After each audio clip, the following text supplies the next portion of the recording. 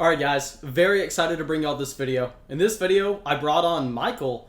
And if you don't know who Michael is, pretty much if you like this channel with fantasy baseball content, if you think that whatever I say has value, you should love Michael because he knows significantly more than I do.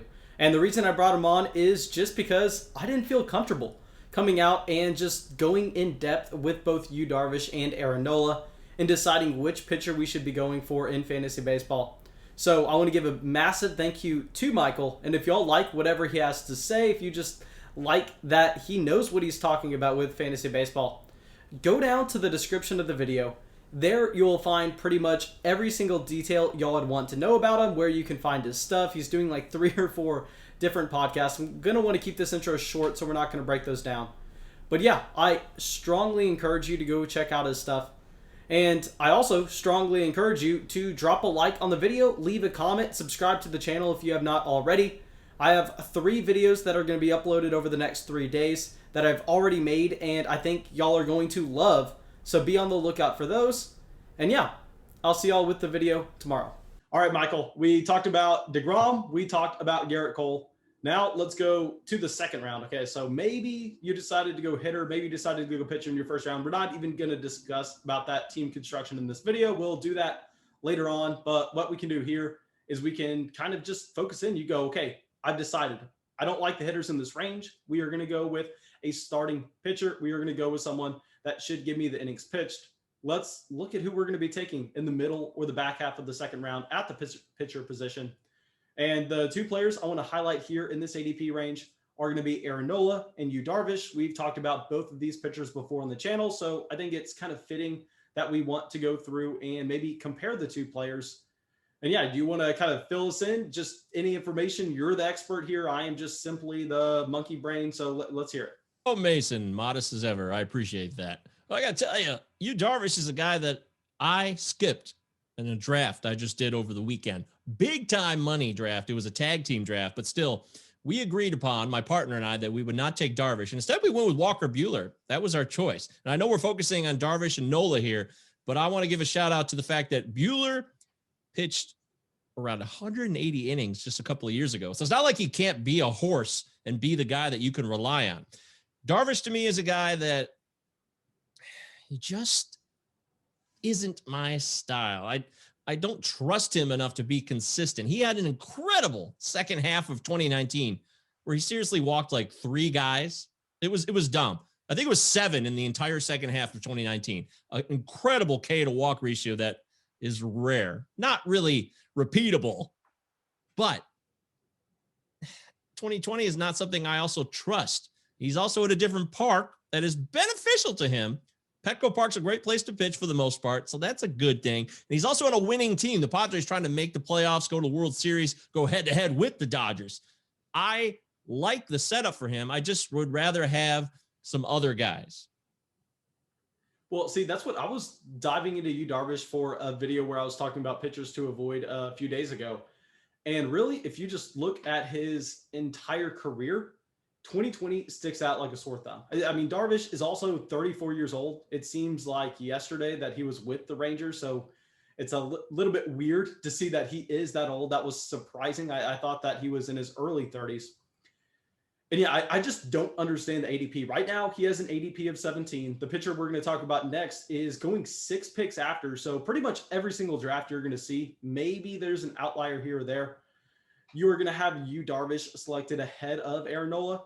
So I just don't necessarily agree with this. And I know that there are a lot of people making this ADP, a lot of people drafting in those high stakes leagues that know more than I do. So pretty much the entire video, I just want you to try to explain this to me. Explain what the difference is between NOLA as a 27-year-old pitcher for the Phillies, Darvish, 34-year-old for the Padres.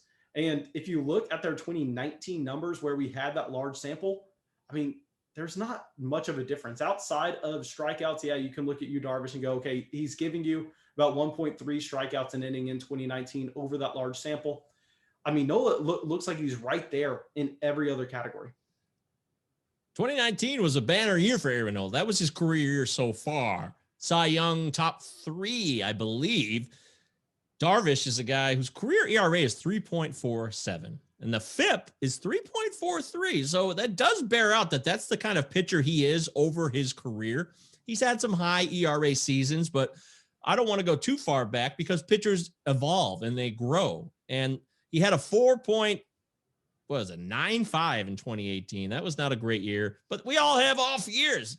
Darvish is good. He's a good pitcher. He's a top 10 to 15 starting pitcher.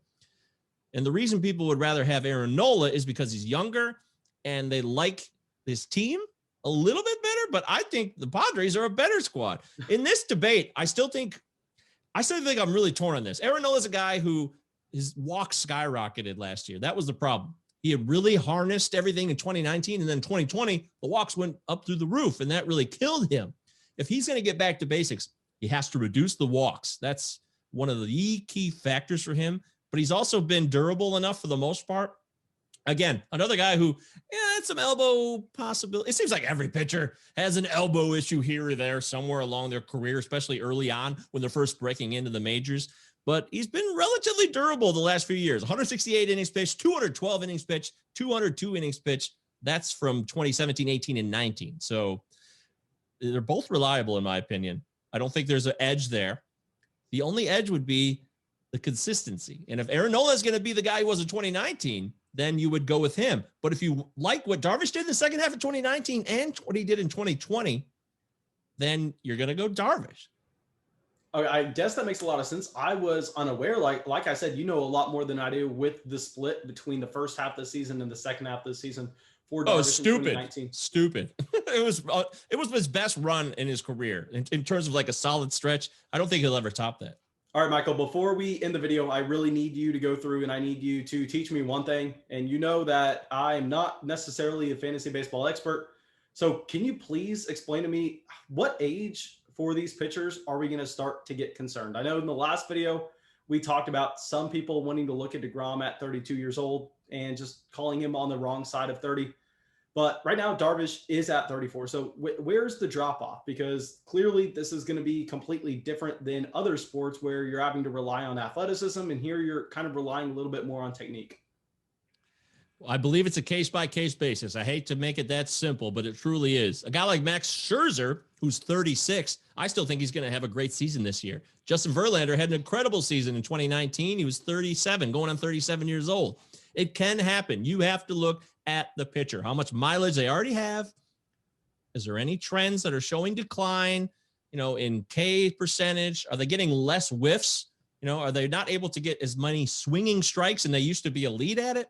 Take a look at these little things that'll give you kind of an eye into, party's over for this guy. It's never one age, though. 32 for DeGrom. We're comparing DeGrom and Cole because there was a slight age difference. But DeGrom is still, in my opinion, he's in his prime. It's not done yet. Okay, well, that helps me out a ton because I come from a world where 32 is you're getting ready to be put in a senior citizen home. So yeah, this isn't running backs. Yeah, we're not talking running backs here. No, that helps me a lot. Thank you for that clarification.